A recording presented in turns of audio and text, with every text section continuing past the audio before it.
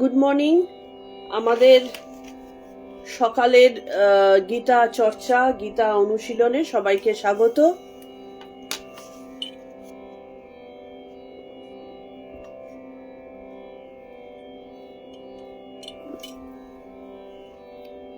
আমাদের আজকে একটু দেরি হয়ে গেছে, কিন্তু মানে কালকে রাত্রে আমার নোটিশ দিতেও দেরি হয়ে গিয়েছিল। আশা করি তোমরা সকালবেলা সবাই জানতে পেরেছো নোটিশের কথা।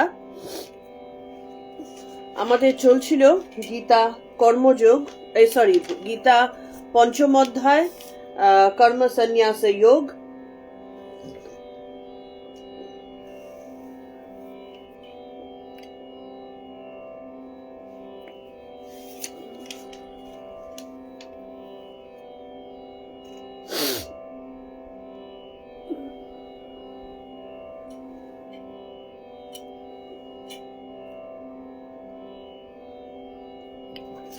শুভ সকাল দিদা।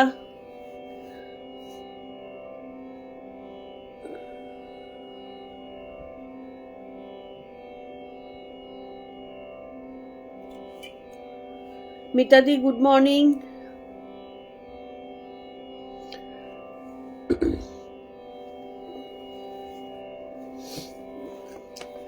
আমাদের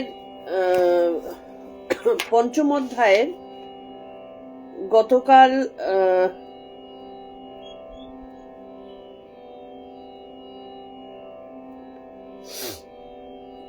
গতকাল কোনটা হয়েছিল আমাকে একটু বলবে? আমি মনে করতে পারছি না আগের দিন লাস্ট কোনটা করেছিলাম। 11 কি করেছিলাম? 11তে গেছিলাম না 10-এ শেষ করেছিলাম? কালকে বোধহয় 10-এই শেষ করেছিলাম, 11 স্টার্ট করেছিলাম হয়তো।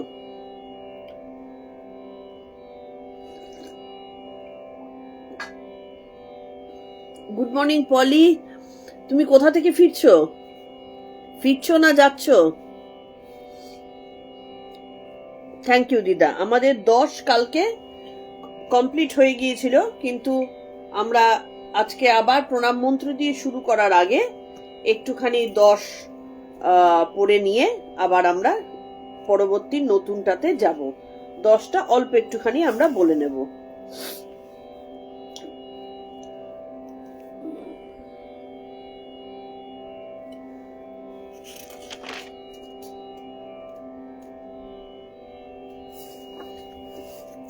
প্রণাম মন্ত্র দিয়ে শুরু করছি।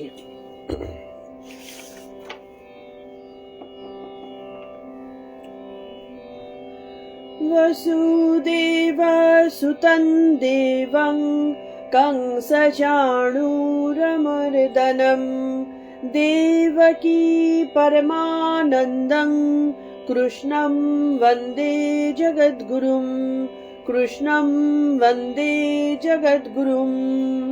ॐ श्री परमात्मने नमः।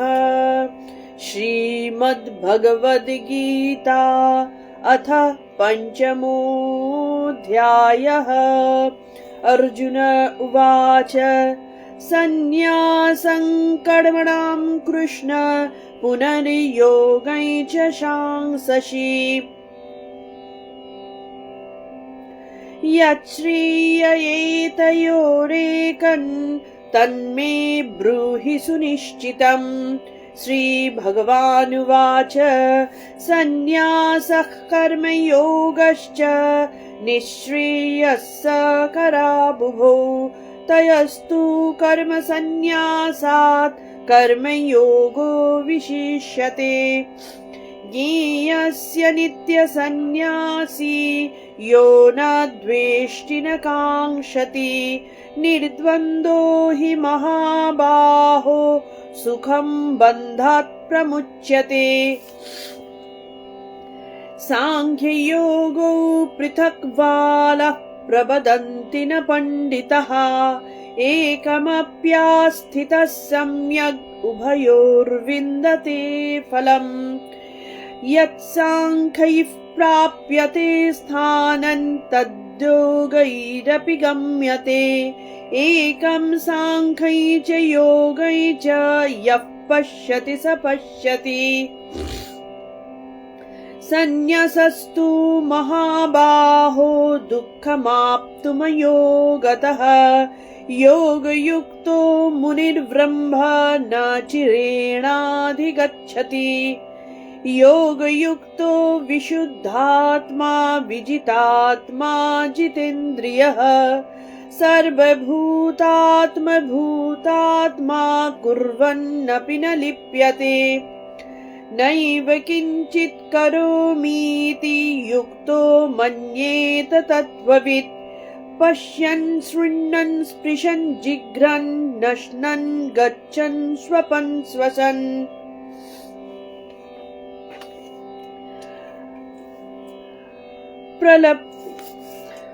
प्रलपन् विश्वजन् गृह्णन् नुन्मीषन् निमिषन्नपि इन्द्रियाणीन्द्रियार्थेषु वर्तन्त इति धारयत् ब्रह्मण्याधाय कर्माणि सङ्गं त्यक्त्वा करोति यः लिप्यते न स पापेन পদ্মপত্রমিবাম্ভসা।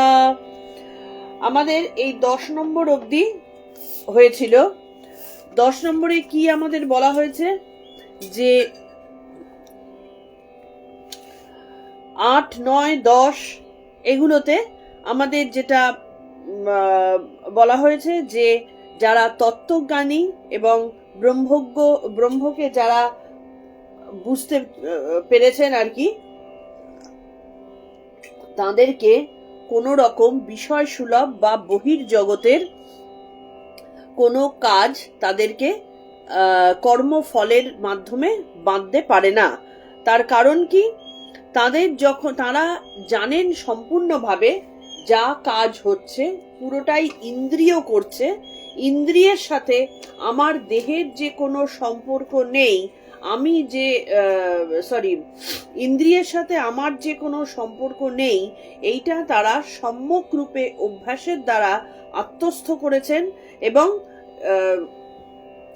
তারা আমি যে অকর্তা এবং তিনিই কর্তা এই বোধে তারা প্রতিষ্ঠিত আছেন বলে তারা জানেন যে আমাকে কোনো ফল আমাকে গ্রাস করতে পারবে না, কর্মফল আমাকে বাঁধতে পারবে না। ঠিক যেরকম পদ্মপত্রে জল যেরকম দাঁড়ায় না, তাকে জল যেমন কোনোভাবে ভিজাতে পারে না, ঠিক তেমনি শরীরের দ্বারা কৃতকর্ম বা মন দ্বারা কৃতকর্ম, তাদের বাহ্যিক যে কৃতকর্ম সেই কৃতকর্ম তাদেরকে বাঁধতে পারে না। আধ্যাত্ম অনুশীলনের জন্য এবং আত্মজ্ঞান লাভ করার জন্য সবাইকে মানব জীবন ধারণ করতেই হয়। মানব জীবন ধারণ না করলে কখনোই কিন্তু আধ্যাত্মর অনুভূতি আসে না।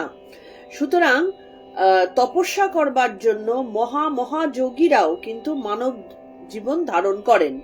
তা মানব জীবন বা মানব দেহ ধারণ করলে মানব দেহের কিছু কৃতকর্ম আছে যেগুলো অবশ্যম্ভাবী হবেই। হ্যাঁ, তো কিন্তু আমাদের সাথে সেই সমস্ত মহাযোগী বা তপস্বীদের পার্থক্য এইটাই যে তারা জানেন, তারা এই কাজগুলো তো করেন কিন্তু সেটা ঠিক মেশিনের মতন করে তারা করতে থাকেন এবং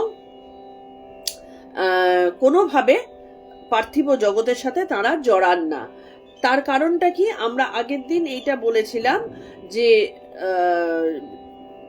যখন আমাদের ঈশ্বরানুভূতি বা আধ্যাত্মিক উন্নতি হওয়া বা সেই সমস্ত বিভূতিগুলো আসা শুরু হয়, ঈশ্বর কর্মফলের কারণে তাদেরকে স্বর্গ সুখ তো ভোগ করিয়ে দেন। আমরা যে জিনিস চাই, একেবারে শ্রেষ্ঠত্ব, যত রকম ধন সম্পত্তি হতে পারে, যত রকম জাগতিক কামনা বাসনা হতে পারে, তার শ্রেষ্ঠ জিনিসটা স্বর্গে অনুভব করা যায়, যে স্বর্গলাভ যেটাকে বলে। সেই স্বর্গলাভ আমি জানি না যে আকাশের কোনো জায়গায় স্বর্গ বলে কোনো জায়গা আছে কিনা, কিন্তু স্বর্গলাভ হচ্ছে একটা আনন্দের জায়গা যেখানে সমস্ত রকম যাবতীয় আনন্দ মানুষ বা একজন মনে করতে পারে, সেই সমস্ত আনন্দ সেটা স্বর্গের অপ্সরাদের দিয়েই হোক, কি ভালো খাবার দাবার দিয়ে হোক, কি আনন্দ দিয়ে হোক, সমস্ত কিছু দিয়ে কিন্তু তারা সেই আনন্দ অনুভব করতে পারে। কিন্তু একটা সময়ের পরে তারা বুঝতে পারে যে এই আনন্দটারও কিন্তু শেষ আছে, এবং এই আনন্দটাও আমাকে যে চিরকালীন স্থায়ী আনন্দ, যেটার পেছনে আমি মানে যার পেছনে আমি ছুটছি, যে আনন্দের জন্য আমাদের এত কিছু করা, সেই আনন্দটা কিন্তু দিচ্ছে না। একটা সময়ের পরে তা ক্ষয় হয়ে যাচ্ছে। তাহলে অক্ষয় আনন্দ লাভের জন্য, তার মানে তপস্যা বাকি আছে, স্বর্গ সুখই শেষ কথা নয়। তাহলে তপস্যা কখনো স্বর্গে বসে করা যায় না, কারণ স্বর্গে কোনো কষ্ট নেই, স্বর্গে সবই মানে আরাম আরাম খালি। তো সেই কষ্টটাও করবার জন্য এখন যদি পশুজনিতে কেউ জন্মগ্রহণ করে, তার দ্বারা তো সাধনা সম্ভব নয়। সেই কারণে মানব জীবন তাদেরকে ধারণ করতেই হবে। এই কারণে মানব জন্ম শ্রেষ্ঠ জন্ম বলা হয়। অনেকগুলো কারণ আছে, এইটা একটা অন্যতম কারণ, যে একমাত্র মানব জন্মেই চৈতন্য লাভ করা সম্ভব, এবং মানুষেরই বিবেক আছে, এবং মানুষ সুলভ যে গুণগুলো, সেই গুণগুলো দিয়েই পরম পদ প্রাপ্তি হয়। এই কারণে মানব জন্ম শ্রেষ্ঠ জন্ম। মানুষের বিবেক আছে, যদিও আজকালকার দিনে বিবেকের কেউ ধারে না, বিবেককে ধামাচাপা দিয়ে দিয়েছে। মানুষের মানবিকতা আছে, সেগুলোরও কেউ ধারে না। মানুষের গুণগুলো মানুষ চাপা দিয়ে দিয়েছে বলে আজকে সমাজের এই দুরবস্থা হয়েছে, এবং পরস্পরের সাথে পরস্পরের পশুসুলভ আচরণ আমাদের বেরিয়ে আসে। কিন্তু কিছু তো লোক আছে যাদের ভেতরে তারা মানবিকতার চর্চা সে করতে থাকে। সুতরাং এই মানবিকতার চর্চার মাধ্যমে সে নিজেকে এক স্টেজ থেকে আরেক স্টেজে উন্নীত করতে থাকে এবং তপস্যা করতে থাকে। তাহলে সেই মানব জন্ম পেয়ে আমি যদি হেলায় হারিয়ে দিই শুধুমাত্র আমার, দেখো আমাদের যত গন্ডগোল কিন্তু হয় আমাদের প্রয়োজনের অতিরিক্ত চাইবার জন্য, সেইটার পেছনে আমরা পাগলের মতো দৌড়ই। কিন্তু সেটা না করে যদি আমরা আমাদের আসল কর্তব্যের দিকে মনোযোগ দিই, কর্মের ফল হিসাবে সুখ এমনিই আসবে। আজকে আমরা অনেককে দেখে ভাবি ও তো খুব সুখী, ও তো অনেক বড় লোক, ও তো অনেক রূপসী, ও তো অনেক আনন্দে আছে, ওর বাড়ি ভালো, আমার বাড়ি খারাপ। এই যে আমরা কম্প্যারিজন করতে গিয়ে আমাদেরকে আরো নিচে নামিয়ে ফেলি, সেটা না করে যদি সম্পূর্ণরূপে আমরা ঈশ্বরে সমর্পিত হই, তাহলে সব কাজেরই ফল আছে। তো সমর্পণও একটা কাজ। তো কাজের ফল তুমি চাও বা না চাও সেটা আসবেই আসবে, এর কোনো অন্যথা নেই। তাহলে সেই ঈশ্বরে যখন সমর্পণ করছি, তার ফল রূপে ঈশ্বর তোমাকে সেই সুখ দেবেনই দেবেন। তো ন্যাচারালি আমি যখন আমার মনুষ্যত্বের চর্চাগুলো আমি করব, তখন তার ফল হিসাবে আমার কখনো দুঃখ আসতে পারে না, আমার সুখই আসবে। বাদ বাকি জিনিসগুলো তো আমরা নিজেরা তৈরি করি, কারণ আমাদের প্রয়োজনাতিরিক্ত চাহিদা, তাই আমরা মনে করি ওইটা দিয়েই আমাদের আসল আনন্দ লাভ হবে, কিন্তু সেটা হয় না। তো যাই হোক, তাহলে আমরা কি কোনো কাজ করব না? সবসময় যদি আমরা ফলাকাঙ্ক্ষা ত্যাগ করি, তাহলে কি কোনো কাজ করব না? ঈশ্বর বলছেন কাজ অবশ্যই করব, কিন্তু বিবেককে সদা জাগ্রত করে, সব সময় বিবেকের তাড়নায় যেন আমি নিজেকে চাবুক মারতে পারি যে আমি যে কাজটা করছি সেই কাজের পেছনে আমার উদ্দেশ্যটা কি। সেই উদ্দেশ্য হলে, যদি সেটা ঈশ্বরের উদ্দেশ্য হয়, তাহলে সেই কাজের ফল ভালো হতে বাধ্য, ফল পেতে বাধ্য। কিন্তু যদি সেই কাজের ফল ঈশ্বরে না হয়ে আত্ম উদ্দেশ্যে হয়, তাহলে সেই কাজে দুঃখ পেতেই হবে, এ বিষয়ে কোনো আর দ্বিধা নেই।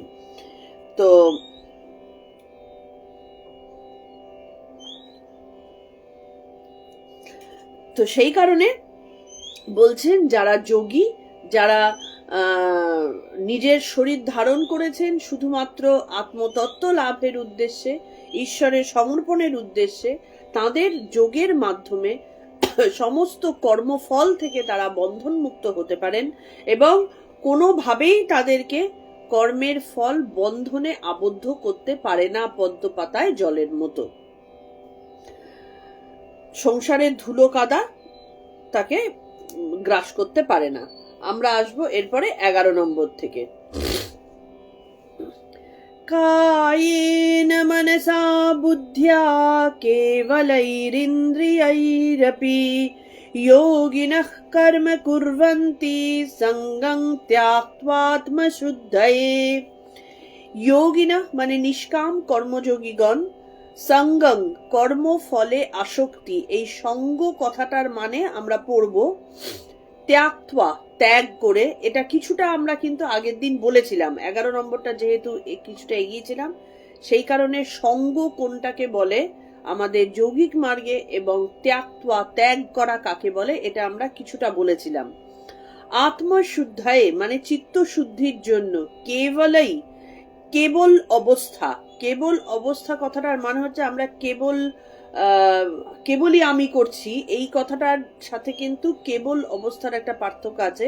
কেবল অবস্থার কথাটা মানে হচ্ছে মমত্ব বুদ্ধি শূন্য হয়ে, মমত্ব মানে মায়া মমতা নয়, মমত্ব কথাটার মানে আত্ম প্রীতির উদ্দেশ্যে যে চিন্তা, সেই অহম চিন্তা, সেই বুদ্ধি শূন্য হয়ে কায়েনা মানে শরীর দ্বারা, মনসা মন দ্বারা, ইন্দ্রিয় আপি ও ইন্দ্রিয় দ্বারা, কর্ম কুর্বন্তি কর্ম করেন। তার মানে যারা নিষ্কাম কর্মযোগী তারাও কিন্তু ঠিক আমাদেরই মতন তারা শরীর ইন্দ্রিয় মন সমস্ত কিছু দিয়ে তারা কর্ম করেন, কিন্তু তাদের কর্মের সাথে সেই একই কথা দেখো বারবার আসছে। নিষ্কাম কর্মযোগীগণ যেটা করেন, কর্মে মমত্ব শূন্য হয়ে আমি করছি না, আমি সাক্ষী, আমি দ্রষ্টা, সেই হিসাবে মানে পুরুষ যিনি তিনি কখনোই কোনোভাবে, এইটা হচ্ছে জ্ঞান মার্গে যারা রয়েছেন তারা এটা ভয়ঙ্কর ভাবে একেবারে যুদ্ধ করে তারা জিনিসটার মানে কন্ট্রোল করবে, যে কিছুতেই পুরুষের সাথে প্রকৃতিকে গুলিয়ে ফেলবে না। তিনি জানেন যে আমি দেখছি, কারণ কেন এটা তারা পারেন, কারণ তারা সাধনাই করছেন যে অহম ব্রহ্মাস্মি, আমি ব্রহ্ম, এটাই তাদের সাধনা।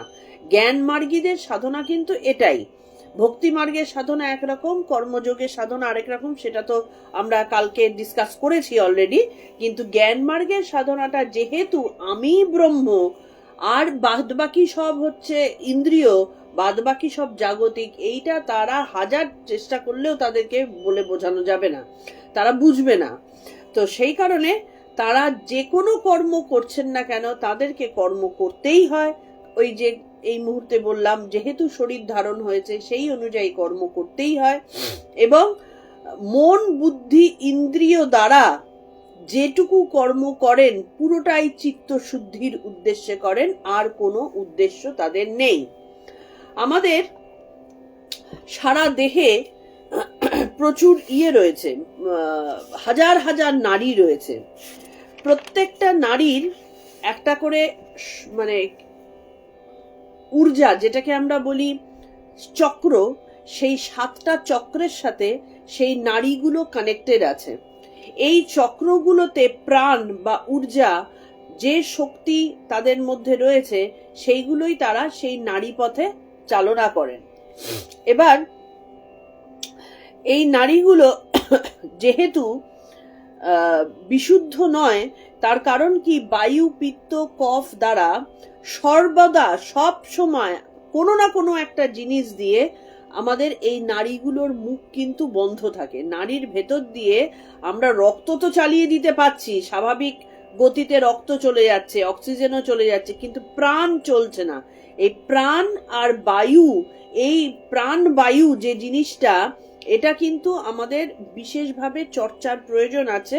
এইটা আমরা ভবিষ্যতে এই প্রাণ বায়ু কথাটা, এই যে অপান বায়ু, ব্যান বায়ু, হ্যাঁ, এই যে বায়ুগুলো রয়েছে, 5টা বায়ু দিয়ে আমাদের দেহে গঠিত। আমাদের যারা পূর্বপুরুষ বা পূর্ব মুনি ঋষি, তারা আমাদের শরীরের অ্যানাটমিটা ভীষণ ভালো বুঝতেন, মানে আজকের দুনিয়া থেকে অনেক বেশি ভালো বুঝতেন।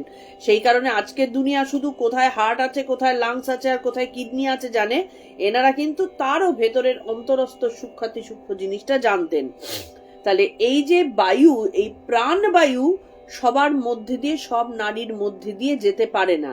এই প্রাণবায়ু যেতে পারে না বলেই কিন্তু আমাদের শরীরের এক একটা অঙ্গ প্রত্যঙ্গ, এক একটা নারী দুর্বল হয়, এবং দুর্বল হয় বলেই আমাদের শরীরে রোগের সৃষ্টি হয়। কোনো না কোনো একটা নারী দুর্বল। তো সেই নারী দুর্বল কেন? সেই নারীর সাথে যে চক্রের যোগ আছে, সেই চক্রটা সে ঠিক মতো কাজ করছে না, তার ভেতরে যতটা ঊর্জা তার ভেতর দিয়ে যাওয়ার কথা সেটা ঠিক মতো কাজ করছে না, বা আমাদের এই তোমার কি বলে, নারীগুলো বায়ু পিত্ত কফ দিয়ে ভর্তি রয়েছে, সেই কারণে প্রাণকে নিয়ে যাওয়া কঠিন হয়। আর তখনই এই প্রাণায়াম, যে যৌগিক মার্গে গুরু প্রদত্ত প্রাণায়াম, এই প্রাণায়াম দ্বারা নারী পথে প্রাণ প্রবাহকে চালনা করলে সেই নারী বিশুদ্ধ হয়, এবং বিশুদ্ধ নারী হলে তবে শুদ্ধ চিত্ত হয়। খেয়াল করে দেখো,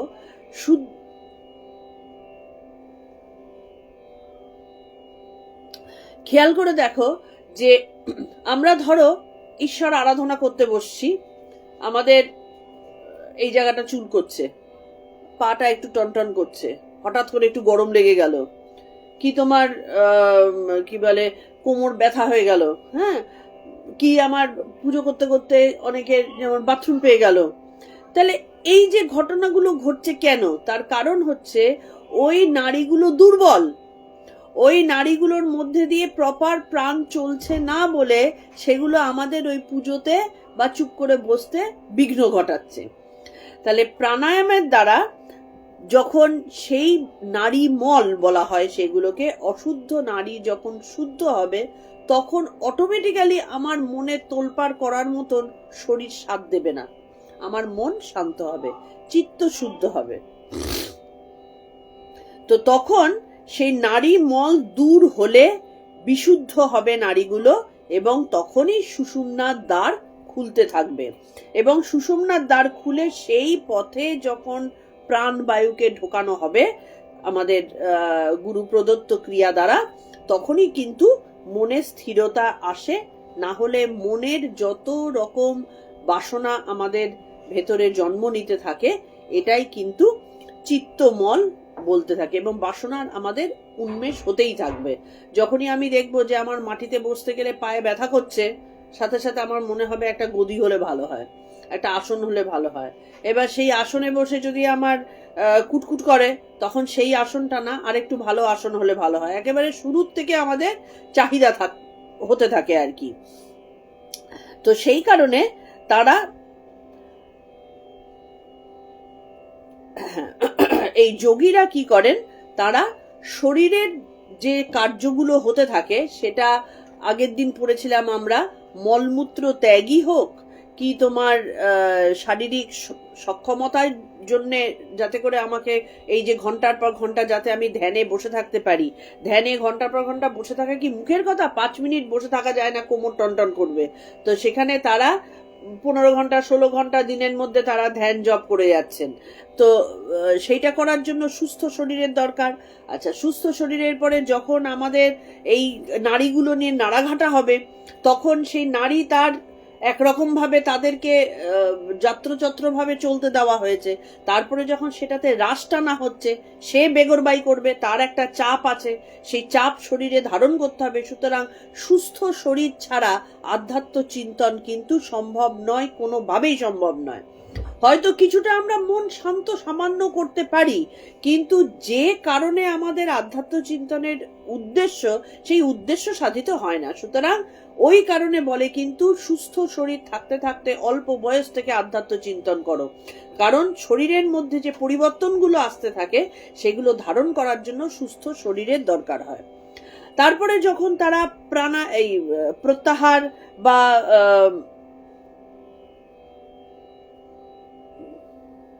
হ্যাঁ, তারা যখন প্রত্যাহারের ধ্যান করবেন, প্রত্যাহার, আমার জীবনে এটাও নয় ওটাও নয়, আমি এটা নই, আমি মন নই, আমি বুদ্ধি নই, এই যে ধ্যান, এই ধ্যান করার জন্য তো প্রথমে মনের দরকার হয়।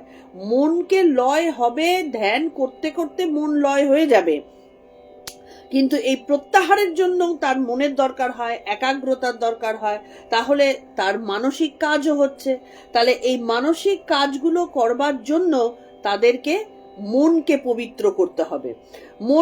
এবার কি হচ্ছে, তিনি যাই করছেন না কেন, খেয়াল করে দেখো, সে শরীরবৃত্তীয় কাজ হোক, ইন্দ্রিয়গত কাজ হোক, মানসিক কোনো কাজ হোক, তিনি পুরোটাই করছেন তার চিত্তশুদ্ধির উদ্দেশ্যে, তার আর কোনো উদ্দেশ্য নেই।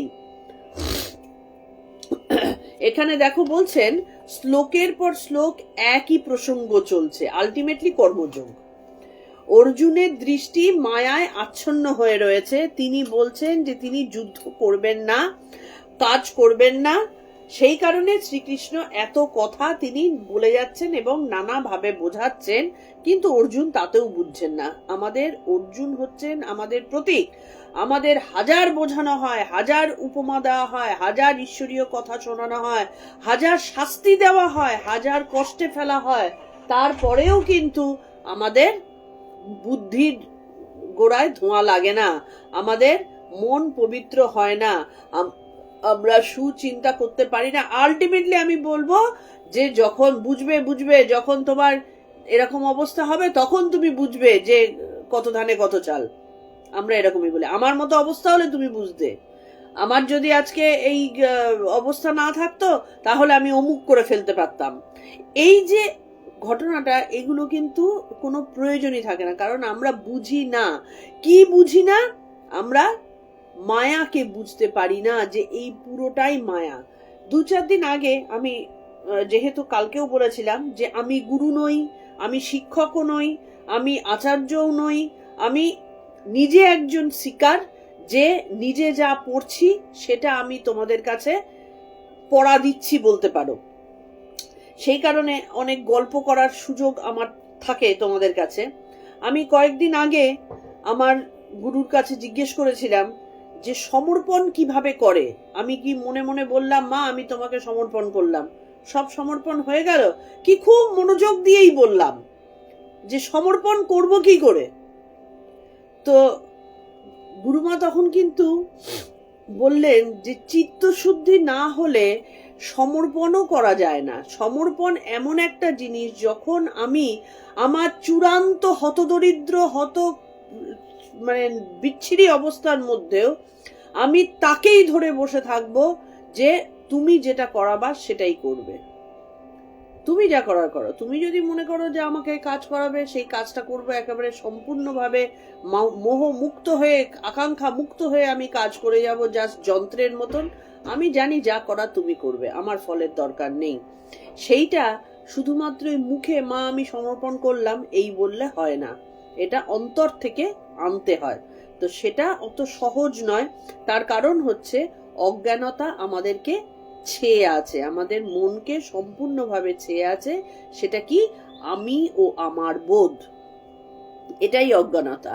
আমরা, কষ্ট হচ্ছে আমার, আনন্দ হচ্ছে আমার, দুঃখ হচ্ছে আমার, চাহিদা হচ্ছে আমার, সবকিছু এই যে আমার ও আমি করেছি, এই বোধটাই হচ্ছে অজ্ঞানতা এবং এটাই হচ্ছে মায়া। সেইটাই অর্জুনের হয়ে আছে এবং তিনি মনে করছেন যে আমি যুদ্ধ করব বা করব না। এবং তিনি যুদ্ধটা অবভিয়াসলি করতে চাইছেন না, কারণ তার মাথার মধ্যে ঢুকেই আছে যে আমি আমার আত্মীয় পরিজনকে আমি হত্যা করব, আমি আমার গুরুজনকে হত্যা করব। কিন্তু আমি যদি এটা ছেড়ে দিই, আমি যদি কর্ম না করি, আমি যদি সন্ন্যাস নিই, তাহলে আমি ভালো থাকবো, কারণ এই বিশাল দুঃখের সাগরে আমাকে পড়তে হবে না, এই পাপে আমাকে পড়তে হবে না। সেখানটাতেই শ্রীকৃষ্ণ অর্জুনকে বোঝাচ্ছেন যে তুমি বোঝো যে কাজটা তুমি করছো না। তুমি কি করবে? তুমি সম্পূর্ণভাবে এই কেবল অবস্থার মধ্যে তুমি যাও, কারণ তুমি কোনোটাই করছো না। যা করছি তা আমি করছি, তুমি কিছু করছো না, কারণ তোমার কোনো কিছু করার ক্ষমতাই নেই। তুমি শুধু কি করতে পারো? তুমি সম্পূর্ণভাবে সমর্পণ করে তোমার স্বভাব অনুযায়ী তুমি কাজ করে যেতে পারো, ব্যাস এটুকুই হচ্ছে তোমার জায়গা, তারপরে আর তোমার জায়গা নেই। এখানে কেবল শব্দটার অর্থ ওই মমত্ব বুদ্ধি শূন্য, মানে আমার বোধ নেই, আমার আত্মীয়কে আমি হত্যা করছি এই বোধ তোমার মধ্যে থাকবে না। তুমি কেবল তোমার স্বভাব অনুযায়ী তুমি তোমার কাজটুকুকে করতে থাকো, এবং তোমার দেহ বোধ শূন্য হয়ে, তোমার ইন্দ্রিয় কাজ করছে, তোমার দেহ বোধ শূন্য হয়ে তুমি কাজটা করো। কারণ দেহটাই হচ্ছে আমাদের সর্বশ্রেষ্ঠ বন্ধন। আমাদের যা কিছু আকাঙ্ক্ষা এই দেহের কারণেই হয়, যা কিছু বাসনা এই দেহের কারণেই হয়, এই দেহের সুখ সুবিধার জন্যই হয়। সেটাই হচ্ছে আমাদের সব থেকে বড় বন্ধন। সেই কারণে যিনি কর্মযোগ অভ্যাস করছেন, তিনি দেহাত্ম বুদ্ধি ত্যাগ করে, তিনি দেহাত্ম বুদ্ধি ত্যাগ করছেন, মানে দেহের ওপরে তার কোনো দাবি দাবা রাখছেন না, কিন্তু সেই দেহ মন বুদ্ধিকে আশ্রয় করেই তিনি নিষ্কাম কর্মযোগ করছেন। কারণ কর্মযোগ করতে গেলে দেহ লাগবে, মন লাগবে, বুদ্ধি লাগবে, কিন্তু সেই দেহের ওপর আমার কোনো অধিকার নেই। ঠিক যেরকম যখন আমাদের প্রভু যখন একজন ভৃত্যকে দিয়ে কাজ করান, তাকে কাজটা সুসম্পন্ন করবার জন্য কিছু হয়তো জিনিসপত্র দিলেন, মাটি কুপাবার জন্য তিনি তাকে কোদালটা দিলেন, সে মাটি কুপানো হয়ে গেলে কোদালটা তিনি নিয়ে নেবেন। ঠিক তেমনি আমরা যখন কর্মযোগ অভ্যেস করছি বা কোনো তপস্যা করছি, ঠিক তেমনি প্রভুর দেওয়া এই দেহ কে ধারণ করে এবং এই দেহের উপরে ভর করে আমরা আমাদের কর্মযোগ অভ্যেস করছি। সময় মতো যার দেহ তাকে ফিরিয়ে দিতে হবে। ঠিক তেমনি দেহ মন অবিরাম কাজ করে চলেছে, এবং সেই যারা যোগী আর কি, তাদের দেহ ও মন অবিরাম কাজ করতে থাকে, কিন্তু সেই দেহে কোনো আমিত্ব বুদ্ধি থাকে না। এবং এখানে বলছেন যে যে যত নিজেকে ভুলে, মানে এই দেহবোধ ভুলে যে যত কাজ করতে পারে, সে কিন্তু তত বেশি নিজেকে অন্যের মধ্যে বিস্তারিত করতে পারে। একজন সায়েন্টিস্ট, কালকে বলেছিলাম, একজন সায়েন্টিস্ট যখন নিজেকে ভুলে, নাওয়া খাওয়া ভুলে, নিজের দেহবোধ ভুলে, দেহের চাহিদা ভুলে তিনি যখন সম্পূর্ণভাবে নিজেকে ডিভোটি করেন একটা আবিষ্কারের দিকে, তবে গিয়ে সেই আবিষ্কার জগতের শ্রেষ্ঠ আবিষ্কার হয়, এবং তিনি মানব জগতের একটা জায়গা তিনি করে নিতে পারেন। তার হয়তো সেইটার কোনো প্রয়োজনীয়তা নেই, তিনি আবিষ্কার করেই শান্তি তার, কিন্তু সেই জায়গাটা তিনি করে নিতে পারেন কারণ তিনি দেহবোধ ভুলে কাজ করেন। যিনি কবি, তিনি যখন লিখছেন পাগলের মতন তিনি লিখছেন, তার মধ্যে দিন রাত্রির বোধ থাকছে না, তার মধ্যে নাওয়া খাওয়া বোধ থাকছে না। যিনি পেইন্টার, তিনি পাগলের মতন সেই দিকেই মনোযোগ দিয়ে যতক্ষণ না শেষ হচ্ছে তার অন্য কোনো দিকে দৃষ্টি নেই, সেইভাবে তিনি নিরলস কাজ করে যাচ্ছেন। এইগুলোকে বলা হয় দেহবোধ ভুলে কর্মযোগের অভ্যাস করা, এবং তখনই নিজেকে অন্যের মধ্যে বিস্তারিত করা যায়। তার মানে কি, যখন আত্মহারা হওয়া যায় তখনই সে আসল শক্তিটা পায়, তার বিশেষত্ব অনুযায়ী। মানে আমি সায়েন্টিস্ট বলছি, সায়েন্টিস্ট তার যা স্বভাব, যে আর্টিস্ট তার যা স্বভাব, সে তার শ্রেষ্ঠ জিনিসটাকে বার করতে পারে যখন সে আত্মহারা হয়ে, মানে নিজের দেহকে তুচ্ছ করে সে যখন পরিপূর্ণভাবে সেইটাতে কেন্দ্রীভূত হয়।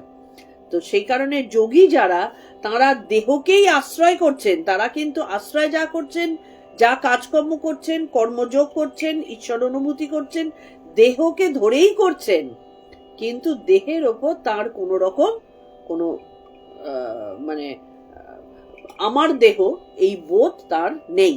সেই আমিকে মুছে ফেলা হয়, এবং জীবনের প্রতিটা আচরণে, প্রতিটা কাজে এই অভ্যেস, প্রতিটা কাজে কথা বলছি, আমি কথা বলছি না, তিনি কথা বলাচ্ছেন।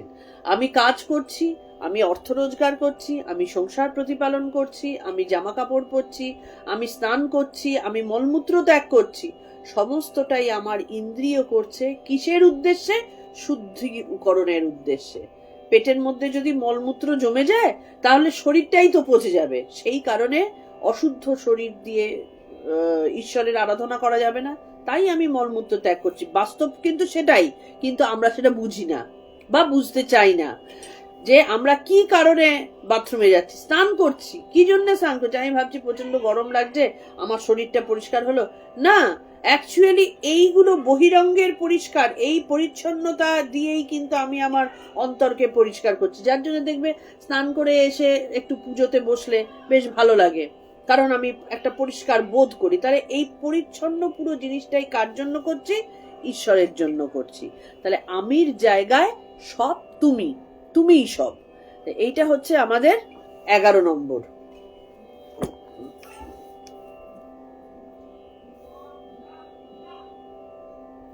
হুম, 11 নম্বরে আমরা কমপ্লিট করেছি। 12 নম্বরটা আজকে আমরা শুরু করতে পারবো,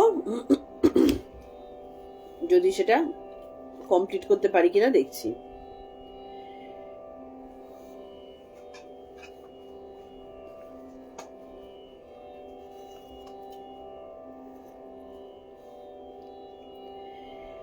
युक्तः कर्मफलं त्याक्त्वा शान्तिमाप्नोति नैष्टिकीम् अयुक्तः कामकारेण फले सक्तो निबध्यते।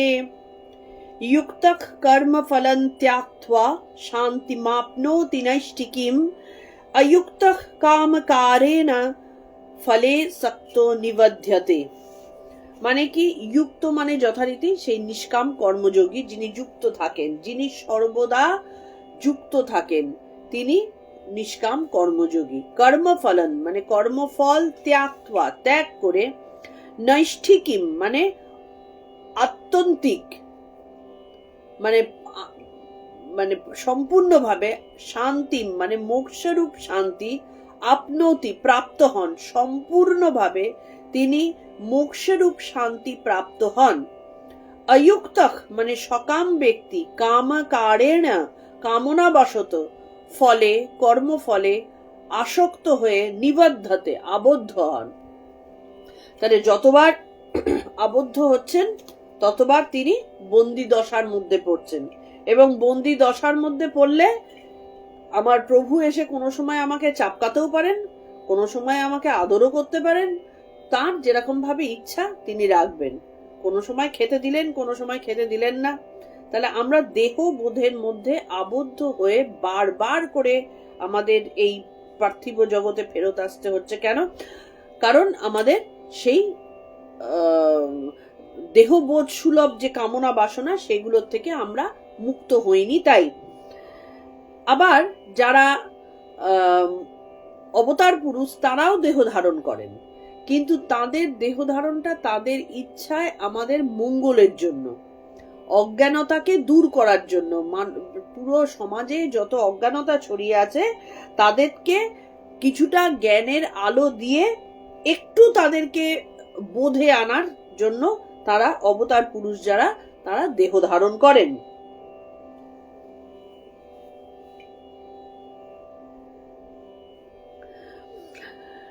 তাহলে এখানে বলছেন যে যারা যোগী তারা, হ্যাঁ এখানটাতে যেটা বলছে যে একই কর্ম, যে কর্ম আমি করছি সেই কর্ম কিভাবে আমার বন্ধনেরও কারণ হয়, আবার মুক্তিরও কারণ হয়, এই তার উত্তর এখানটাতে ভগবান শ্রীকৃষ্ণ অর্জুনকে দিচ্ছেন। যে যে কাজ আমি করব সেই একই কাজ, কেউ একজন হয়তো সৈনিক, সেই সৈনিক কেউ মানুষ মারছে, সৈনিকও তো মানুষই মারে, সেই সৈনিক মানুষ মারছে, কর্মফলে আবদ্ধ হচ্ছে না। আবার আরেকজন মানুষ মারছে, কর্মফলে আবদ্ধ হচ্ছে। বা ওই সৈনিকই, মানে সৈনিকের কাজই, একজনের কোনো কর্মফল হচ্ছে না, আরেকজনের কর্মফল হচ্ছে। কেন হচ্ছে? কিভাবে হচ্ছে? কারণ তিনি বলছেন যে কাজ বেসিক্যালি আমাদের বদ্ধ করে না। যে কোনো কাজই করো না কেন, কোনো কাজই আমাদের বদ্ধ করে না। কারণ কোনো কাজই, সেই কারণে বলে না কোনো কাজই ছোট নয়। যে কোনো কাজ তুমি করো, সেটা নিঃশ্বাস প্রশ্বাস নেওয়া থেকে শুরু করে জুতো সেলাই থেকে চণ্ডীপাঠ পর্যন্ত যে কাজই করি না কেন, কোনো কাজ আমাদের বদ্ধ করে না। বদ্ধ করে আমাদের ফলের আকাঙ্ক্ষা। এমনকি খেয়াল করে দেখবে আমরা অনেক সময় শরীর চর্চা করছি, প্রাণায়াম করছি, এমনকি ঠাকুরের আসনে বসে করছি, কিন্তু কি জন্য করছি? আমার শরীর যেন সুস্থ থাকে, আমি যেন ফট করে হার্ট অ্যাটাকে না মরে যাই, আমার যেন এই রোগক্ষোভগুলো দূরে সরে যায়। কোনো লাভ হলো না। তার মানেটা কি? আমাকে সেই প্রাণায়ামটা করতে হবে শরীর সুস্থ রাখার জন্য, যে শরীর দিয়ে আমি ঈশ্বরকে প্রাপ্ত হব, যে শরীর দিয়ে আমি আত্মতত্ত্বকে জানব, যে শরীর দিয়ে আমি প্রভুর কাজ করব এবং সেটার মধ্যে কোনো আকাঙ্ক্ষা না রেখে করব, তবে গিয়ে সেই প্রাণায়ামটা কাজে দেবে, না হলে কাজে দেবে না। একজন সৈনিক যখন মানুষ মারছে, যে সৈনিক সে সম্পূর্ণভাবে দেশের প্রতি উদ্বুদ্ধ হয়ে সে যখন একটা মানুষকে মারছে, কোনো রকম তার পেছন চিন্তা করছে না, সামনে চিন্তা করছে না, কত বড় ব্যাজ পাবো সেই চিন্তা করছে না, সে শুধু একটাই জিনিস জানে, আমি সৈনিক, আমার কর্তব্য এই ভারতবর্ষের মানুষজনকে রক্ষা করা, সুতরাং আমার জীবন প্রাণ করে আমি কাজ করব। তার কিন্তু কোনো কর্মফলে আবদ্ধ হয় না। আবার কোনো কোনো সৈনিক আছেন যারা সৈনিকের একটা বড় চেয়ারে বসে তো আছে, কিন্তু আমার ব্যাচটা কত বড় হলো, কতগুলো এখানটাতে ঝুললো, আর কতখানি সম্মান পেলাম, আমাকে মানে কে কত বড় ইয়ে দিল আর কি, সম্মান দিল, সেইটা জানার জন্য, বা কতখানি অর্থ কামাই করলাম, হ্যাঁ, সমাজে কতখানি প্রতিপত্তি পেলাম, এইটার জন্য আবার কিছু সৈনিক বসে থাকে, তারাও কিন্তু থাকে। তাদের কিন্তু চূড়ান্ত কর্মফলে তাদেরকে আবদ্ধ হতে হয়, এবং সে তার কর্তব্যটা না করার জন্য, কর্তব্যকে অবহেলা করার জন্য, বা যা উচিত সেইটা সেইভাবে না ভেবে যে কাজটা করছে, সেটা বেসিক্যালি তার কাছে পাপের কারণ হয়ে দাঁড়াচ্ছে, এবং তাকে কর্মফলের যে কুভাবটা সেইটা তাকে ভোগ করতে হচ্ছে, কারণ সে অন্যায় কাজ করছে। তোমাকে বসানো হয়েছে ওই রকম একটা চেয়ারে, বা তুমি বসেছো তোমার একটা ভালো সুকৃতির কারণে তুমি বুঝতে পেরেছো, তুমি পড়াশোনা করার সুযোগ পেয়েছো, তুমি সেইভাবে শারীরিকভাবে সক্ষম হয়েছো, তো তোমাকে সেই জায়গাটা দেওয়া হলো, কিন্তু তুমি সেই জায়গার যদি অপব্যবহার করো, ঠিক যেরকম অনেকে বলে যে তাহলে এই যে এত বড় বড় রাজনৈতিক নেতারা, তারা এত কুকর্ম করে যাচ্ছেন, কিন্তু তারপরেও তারা ভালো আছেন কি করে? সময় এত তাড়াতাড়ি শেষ হয়ে যায় না আমাদের আধ্যাত্মিকতায়, বা আসলে সময় কিন্তু মানে আমরা তৈরি করি, নিঃশ্বাস প্রশ্বাসের মাধ্যমে সময়কে তৈরি করি, কিন্তু সময় বলে অ্যাকচুয়ালি কিছু নেই, সবকিছুরই একটা শেষ আছে। আজকে তারা এই মুহূর্তে যে আনন্দ উপভোগ করে যাচ্ছে, তার কারণ কোনো না কোনো সময় তারা তাদের সুকৃতির ফল তারা ভোগ করছে। এই সুকৃতির ফল ভোগটা সে এত সাংঘাতিক ভাবে খরচ করছে, মানে তাকে কয়েক কোটি টাকা দেওয়া হয়েছে তার ভালো কাজের জন্য, সে এত সাংঘাতিক ভাবে খরচ করছে এবং এত বিশ্রী ভাবে খরচ করছে যে তাকে কিছুদিনের মধ্যে চরম দরিদ্র অবস্থায় পড়তে হবে। এবং যেহেতু সে সেই খরচটা খুব নোংরা ভাবে করছে, পাঁচজনকে দুঃখ দিয়ে করছে, যখন তার অর্থের দরকার হবে, সেই অর্থটা কিন্তু সে আর কারোর কাছে পাবে না। সুতরাং অপেক্ষা করতে হয়, আজ না হলে কাল তার সমস্ত কর্মের ফলাফল, কারণ এটা সায়েন্স, এটার মধ্যে কোনো রকম ভাবের জায়গা নেই, আপ্লুত হয়ে গিয়ে মনের ঘরে বললাম, এসবের কোনো জায়গাই নেই। তুমি যা করবে তার ফল থাকবেই, ভালোর ফল ভালো, খারাপের ফল খারাপ। তো সেই যেতে বলছেন যে কর্মের মাধ্যমে ঈশ্বরের সাথে যুক্ত হয়ে,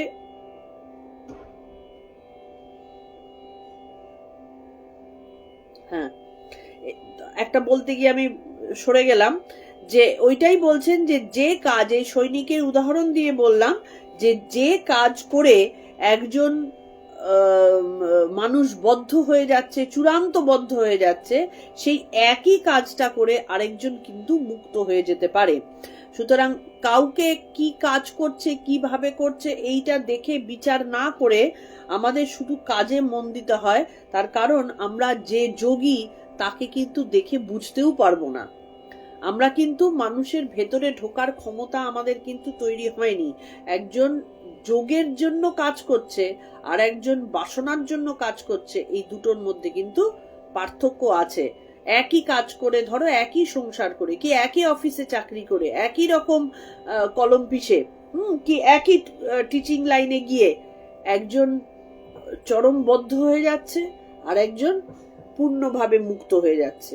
সুতরাং একই কাজ দিয়ে বিচার করা যায় না কোন কাজ কাকে কোন জায়গায় নিয়ে যাবে। আচ্ছা, এখানে যুক্ত অর্থ বলছেন কর্মের মাধ্যমে ঈশ্বরের সাথে যুক্ত হওয়া, কর্মের মাধ্যমে ঈশ্বর লাভ করা, সেটার মানেই নিষ্কাম কর্মযোগী হওয়া। যে কাজ করছি সেটা কাজ নয়, সেটা হচ্ছে পুজো। ঠিক যেটা মিশনের সন্ন্যাসীরা করেন, যে যখনই কোনো একটা বড় ত্রাণের প্রয়োজন হয়েছে, ভূমিকম্প হয়েছে, বন্যা হয়েছে, একটা দল থাকে, গ্রুপ থাকেন যারা দৌড়ে চলে গেলেন সেইখানটাতে, তা সেখানে গিয়ে সবাই বলবে যে আরে সন্ন্যাসী, তাদের জপ তপ করা প্রয়োজন, তারা এখানে এসছে কি করতে, তারা পারবে কি করে? ওটাই তাদের জপ তপ, কারণ তারা ওই কাজটা সম্পূর্ণ নিষ্কাম হয়ে করছেন, যে জিনিসটা অর্জুনকে শ্রীকৃষ্ণ করতে বলছেন। তাদের কাছে ওইটা যুদ্ধের মতো। আবার সব সন্ন্যাসীকে কিন্তু ওই ত্রাণে পাঠানো হয় না বা ত্রাণে যান না। প্রকৃতি অনুযায়ী যাদের সেইটা করার মতন মানসিক শারীরিক বল রয়েছে, তারাই কিন্তু গিয়ে ওই কাজটা করছেন, এবং করার জন্য তারা কিন্তু একবারও ভাবছেন না যে ওখানে গিয়ে আমার মৃত্যুও হতে পারে, কি ওখানে গিয়ে আমার শরীর অসুস্থ হতে পারে, আমি কি খেতে পাবো, শুতে পাবো, বা আমাকে যখন ফেরত আসবো তখন আমাকে একটু বেশি করে আরাম দেওয়া হবে। কোনোটাই না। তিনি ফেরত আসলেন যেমন স্বাভাবিক ঘর থেকে লোকে বাইরে যায়, ঠিক সেরকম ভাবে যায়। কোনো বাহবা তাদেরকে কিন্তু দেওয়া হয় না, বা তারা সেটা আকাঙ্ক্ষাও করেন না। তিনি পুরো কাজটাই করছেন পুজো হিসাবে, সেবা হিসাবে, এবং বলছেন সেই সেবা করার সুযোগ পেয়ে তিনি ধন্য। একজন সৈন্য যখন যুদ্ধ লাগে, সেই রকম দেশাত্মবোধ যাদের মধ্যে রয়েছে, তারা যুদ্ধে না যেতে পারার জন্য আছাড়ি পিছাড়ি করে, তাদেরকে যেতে দেওয়ার জন্য তারা পাগল পাগল করতে থাকে যে আমাকে যেতে দাও। তার কারণ তিনি মনে করেন যে আমি ওই সেবাটা করতে পেরে ধন্য। তাদের মধ্যে কিন্তু তখন পিছুটান কোনো কাজ করে না। সেই জন্য বলছেন যে, স্বামীজি বলছেন, দরিদ্র দেব ভব, মূর্খ দেব ভব, আচার্য দেব ভব। তুমি তোমার পিতামাতা বা গুরুকে যে চোখে দেখো, সেই চোখেই দরিদ্র, মূর্খ এবং আর্তকেও দেখো। একজন মূর্খ তোমার সামনে আসছে, তাকে তাচ্ছিল্য না, তাকে সেই চোখেই দেখো যে সেই মূর্খকে যদি কোনোভাবে তাকে একটু উন্নত করা যায় জ্ঞানের মাধ্যমে, যদি তাকে কোনোভাবে হেল্প করা যায়, তাকে যাতে ওই অবস্থা থেকে সরিয়ে নিয়ে আসা যায়, দরিদ্রকেও একই রকম ভাবে সেবা করে যাও। এইভাবে যে নিষ্কাম কর্মযোগী, তিনি কি লাভ করেন? এখানে বলছেন যে শান্তিম আপনোতি নৈষ্ঠিকম, মানে নৈষ্ঠিক শান্তি লাভ করেন, যা অক্ষয়, অক্ষয় শান্তি লাভ করেন, অক্ষয় আনন্দ লাভ করেন। আমরা আনন্দ লাভের জন্যই কিন্তু এত কাণ্ড করি। আমি একটা হঠাৎ করে ইচ্ছে হলো একটা চকলেট খাবো, আনন্দের জন্য, আমার মনে আনন্দ আসবে, বা একটা জীবের আনন্দ আসবে, ইন্দ্রিয়জ আনন্দ হবে। আমি একটা ঘড়ি কিনবো, একটা জিনিস কিনবো আনন্দের জন্য, বাড়ি বানাবো আনন্দের জন্য। এমনকি যারা সমাজে কুকার্য করছে, তারাও কিন্তু সেখান থেকে ভাবছে তারা এইটা করে আমি ভালো থাকবো, এটা করে আমার আনন্দ হবে, সেই কারণে সে কুকাজটা করছে। কিন্তু সে বুঝতে পারছে না ওই আনন্দটা থাকছে না, ওই আনন্দটা তাকে সেই আনন্দ দেবে না যা সে পাওয়ার জন্য মানব জীবন পেয়েছে। অ্যাকচুয়াল আনন্দ পাওয়ার জন্য সে মানব জীবন পেয়েছে, কিন্তু সে ঘুলিয়ে গেছে। ঘুলিয়ে গিয়ে সামান্য একটা জিনিস ঈশ্বর দিতে চাইছেন কোথায়, হিরে মণিমাণিক্য, সেখানটাতে সে একটা কয়লার টুকরো দেখে লাফালাফি করছে আর কি। সেই জন্য বলছেন মুক্তি লাভই যদি এত প্রধান উদ্দেশ্য হয়, যা কিছু হবে মুক্তি লাভের জন্য, তাহলে প্রশ্ন হচ্ছে মুক্তি লাভই যদি প্রধান উদ্দেশ্য হয়, তবে শাস্ত্র এত সকাম কর্মের কথা বলছে কেন? কর্মকাণ্ডে আমাদের বেদে প্রচুর সকাম যজ্ঞের কথা বলা রয়েছে, বাসনা পূরণের যজ্ঞ, হ্যাঁ, বিভিন্ন রাজারা করে থাকেন। তাহলে কেন এই সময় নষ্ট করাটা কেন? কি করে তাহলে চিত্তশুদ্ধি হবে? আমি যদি বাসনার আগুনে ঘি ডালি, বাসনা তো আরো দাও দাও করে উঠবে। এবং রাজারাজরাটা করতেন, বহু মুনি ঋষিরা করতেন। তাহলে এই বাসনার এই চিত্তশুদ্ধি করে কি হবে? কি করে চিত্তশুদ্ধি হবে? আত্মজ্ঞান কি করে আসবে? সেখানটাতে গুরু বলছেন তত্ত্বমসি, তুমিই ব্রহ্ম, এটা ধারণা করো। কিন্তু তুমি ব্রহ্ম কি ধারণা করা যায়? শ্বেতকেতুকে তিনি গুরু বলছেন যে তুমিই ব্রহ্ম। এই সিদ্ধান্ত যদি হয় তাহলে এত কর্তব্য, এত কর্ম কেন? আমি তো জানলাম, এই তো শুনলাম, এই কদিনের মধ্যে তো আমরা বোধহয় লক্ষবার শুনেছি যে তুমিই ব্রহ্ম বা আমিই ব্রহ্ম, এটা তো লক্ষবার শুনেছি। কিন্তু উত্তরটা হচ্ছে, যদি আমরা কর্ম না করি, সেটা যাগযজ্ঞ সুলভ কর্ম, পুজো সুলভ কর্ম বা যে কোনো রকম কর্ম না করি, তাহলে গুরু বাক্যের ওই যে তত্ত্বমসি, এই তার মর্ম বুঝতে পারবো না। খুব সত্যি কথা, আমাদের সামনে তো গীতা রয়েছে। এতবার তত্ত্বমসি শুনে তার মর্ম কি আমরা উপলব্ধি করতে পেরেছি? আমি ব্রহ্ম এইটা কি বুঝতে পেরেছি? শুনেছি শুধুমাত্র, জেনেছি শুধুমাত্র। উপলব্ধি করলে আমি তো বুঝতে পারবো যে হ্যাঁ আমি ব্রহ্ম। আবার এমন অনেক হাবিজাবি লোকজন আছে, মাথা বিকৃত লোকজন, তারা নিজেদেরকে আবার ভগবান মনে করা শুরু করে। হ্যাঁ আমি ভগবান, এত সাংঘাতিক ভগবান শুরু করলো যে সে আরেকজনের ওপর অত্যাচার করা শুরু করলো। তাহলে তাদের সাথে পার্থক্যটা কোথায়? তারা তো মনে করছে হ্যাঁ আমি ভগবান। হচ্ছে না, সেটা বিকৃত মস্তিষ্কের পরিচয়। সেখানটাতে তার অধঃপতন আছেই। তাহলে যিনি ভগবান বা তত্ত্বমসি বা আমি ব্রহ্ম এই উপলব্ধি যার হবে, তার তো কোনো অধঃপতন হবে না, তার তো কোনো দুঃখের মধ্যে পতিত হতে হবে না। তাহলে ঈশ্বর বলছেন যে আগে তুমি কর্ম করো, যাগযজ্ঞ করো, করে ধন সম্পদ লাভ করো, ধন সম্পদ লাভ করে এক লোক থেকে আরেক লোকে যাতায়াত করো, সব দেখো, স্বর্গ লাভ করো, সেই সুখ ভোগ করো। সব কিছু করে নিয়ে যখন তোমার বিরক্তি আসবে, যখন তুমি বুঝবে যে এই স্বর্গ লাভও আমার কাছে তুচ্ছ, আমাকে আনন্দ দিতে পারছে না, তখন আসবে বৈরাগ্য। তার আগে বৈরাগ্য আসবে না। তাহলে আগে স্বর্গ লাভ করতে হবে, আমাদের আনন্দ পেতে হবে। এবার যে দরিদ্র, যে জীবনে খেতে পায় না, সে কি বলে, সে তো বলবে যে আমি তো সারা জীবন খেতেই পেলাম না। তুমি তো কর্মফলে আবদ্ধ হচ্ছ, ঘুরে ঘুরে ঘুরে তুমি সেই জায়গায় আসছো। তুমি তাহলে সেই জায়গাটা উন্নীত হও। তুমি মানব জন্ম তো তোমার একবার হয়নি। তুমি আজকে দরিদ্র হয়ে, অসুস্থ হয়ে, দুঃখী হয়ে তোমার মানব জীবন চলছে, মানে তোমার এর আগেও মানব জীবন এসেছিল। না হলে তুমি হঠাৎ করে দুঃখী হতে পারো না। মানব জীবন তোমার এসেছে, কিন্তু তুমি সেই মানব জীবনে প্রপার ইউটিলাইজ করনি, সেই কারণে তার কর্মফল বলে তোমাকে ভোগ করতে হচ্ছে। তাহলে এবার তো তুমি সেখান থেকে বেরিয়ে আসো, সেখান থেকে বেরিয়ে তুমি তোমার জীবনকে উন্নত করো, যাতে করে তুমি ভবিষ্যতে আরেকটা মানব জীবন পাও এবং সুখ ভোগের দিকে তুমি যাও। তাহলে পার্থিব সুখ ভোগ হলো, সেখানটাতেও তুমি হারিয়ে ফেলো না। অধিকাংশ লোকেই হারিয়ে ফেলে, পার্থিব সুখ ভোগে বেঁচে গেল, ভগবান আবার কি তুচ্ছ, একেবারে মানে নেগেটিভ কথাবার্তা। তো সেখান আবার ঘুরে ফিরে আবার সেই পুনর্মুষিক ভব হয়ে যাবে। তো তাহলে সেখান থেকে তোমাকে উন্নত হতে হবে। সুস্থ মানব জীবন যখন তোমার আসবে, যখন জ্ঞানের মানব জীবন আসবে, সেখান থেকে বিশেষ জ্ঞানী হতে হবে। সেখান থেকে তোমাকে দেবতায় উত্তীর্ণ হতে হবে। দেবতায় উত্তীর্ণ হয়ে সমস্ত ব্রহ্মাণ্ড চষে ফেলতে হবে, দেখতে হবে স্বর্গসুখ কি জিনিস। ভোগ করার পরে তুমি তখন বুঝতে পারবে যে এটাও আমাকে পূর্ণ শান্তি দিচ্ছে না। তখন গিয়ে বৈরাগ্য আসবে, এবং বৈরাগ্য আসলে তখনই কিন্তু জ্ঞান লাভের অধিকারী হবে। তো সেই কারণে যাদের মধ্যে বৈরাগ্য আসে, এটা কিন্তু খুব খেলাখেলি ব্যাপার না, অত সহজে বৈরাগ্য আসে না। কিন্তু তারা বলে যে আমি জীবনে পান্তা ভাতই খেতে পেলাম না, আর তুমি আমাকে শিক্ষা দিচ্ছ, জ্ঞান দিচ্ছ আমি যেন মন্ডা মিঠাই, লুচি পোলাও এগুলো না খাই, আমি তো খেতেই পেলাম না। তাহলে আগে তো খেতে পাই। তো এইসব বড় বড় কথা, এইসব জিনিসগুলো কোনো কাজ হয় না। মনের ভোগ বাসনাই বন্ধনের কারণ, সেইটাকে আগে পরিপূর্ণভাবে শেষ করে ফেলতে হয়। তার জন্য কি পাগলের মতন ভোগী হয়ে গেলাম? তাহলে তো আবার সেই বিবেক শূন্য হয়ে ভোগের দিকে আমি চলে গেলে আবার তো সেই নরকগামী হলাম, আবার তো সেই ভুল পথে পা বাড়িয়ে ফেললাম। সেটা না। ওই যে আগের চ্যাপ্টার, আগের শ্লোকেই বলে দিয়েছেন যে সদা বিবেককে জাগ্রত রাখো। বিবেককে জাগ্রত রেখে তুমি ভোগ করো। যখন তুমি ভোগ করছো তখন তোমার পরিপূর্ণভাবে তোমার বাসনা মুক্ত হবার দিকে এগোচ্ছ, কারণ বিবেক তোমার সদা জাগ্রত।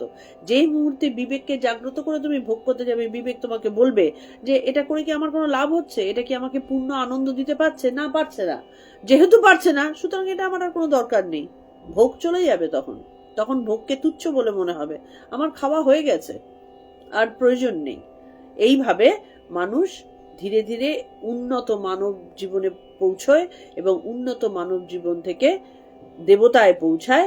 দেবতার পরে তার মধ্যে যখন বৈরাগ্য আসে, তখন সে বৈরাগ্য দ্বারা জ্ঞান আহরণ করে ঈশ্বরের সাথে তার মিলিত হয়। সেই কারণে বলছেন, মানুষ কামনা ও বাসনার ভোগ বশবর্তী হয়ে বারবার বন্ধন দশাগ্রস্ত হয়ে থাকে এবং সংসারে যাতায়াত করে কষ্ট ভোগ করতে থাকে, অথচ নিষ্কাম কর্মযোগীর বন্ধনের কোনো ভয় নেই। একই কাজ, একই রকম সংসার, একই রকম অফিস, একই রকম ব্যবসা, এই করে একটা মানুষ পূর্ণভাবে মুক্ত হতে পারে, একটা মানুষ নিজেকে অধঃপাতে ডুবাতে পারে। তাহলে আজকে আমরা 11 আর 12 পড়লাম। আগামী দিন নোটিশ আমার দেওয়া থাকবে, আমরা 13 থেকে পড়া স্টার্ট করব। আজকে কিন্তু 2টো আমাদের হয়ে গেছে। তো প্রতিদিনের মতো একই কথা আমি বলি, আমি কতটুকু নিজে বুঝলাম আমি জানি না, তোমাদেরকে কতটুকু বলতে পারলাম তাও আমি জানি না, তোমরা কতটুকু বুঝতে পারলে তাও আমি জানি না, কতটা তোমাদের মনের মধ্যে আমি এই বাক্যগুলোকে, ঈশ্বরীয় কথাগুলোকে মনের মধ্যে আঘাত করাতে পেরেছি তাও আমি জানি না। তবে ঈশ্বরের কাছে প্রার্থনা করি যাতে আমাদের সবার একসাথে এই বন্ধন মুক্তির আকাঙ্ক্ষা তিনি জাগ্রত করেন এবং আমাদের আত্মতত্ত্বকে জানতে সাহায্য করেন। এটা কোনো ক্লাস নয়, বারবার বলছি, এটা কোনো ক্লাস নয়। তোমাদের মধ্যে আলোচনা করার মতন কোনো প্রশ্ন আসলে আমার সাথে ডিসকাস করো, যাতে করে আমিও সেটার মাধ্যমে নিজেকে উন্নত করতে পারি। না হলে তো আমি আমার মতন পাগলের মতন বলেই যাচ্ছি, সেই বলাটা আদৌ কোনো কাজের বলা হচ্ছে নাকি সঠিক বলা হচ্ছে সেটা প্রশ্ন না থাকলে তো আমিও বুঝতে পারি না।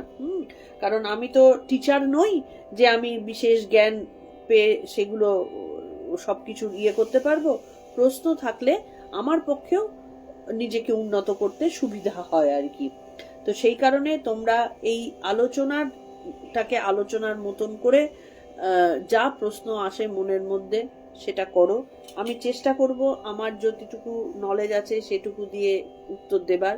যদি না পারি তাহলে আরো বই বা অন্যান্য মহাত্মা যারা আমাকে উত্তর দিতে পারবেন তাদের সাথে কনসাল্ট করব, তাতে করে আমরা সবাই পরস্পরকে উন্নতির দিকে নিয়ে যেতে পারবো। প্রণাম মন্ত্র দিয়ে শেষ করছি।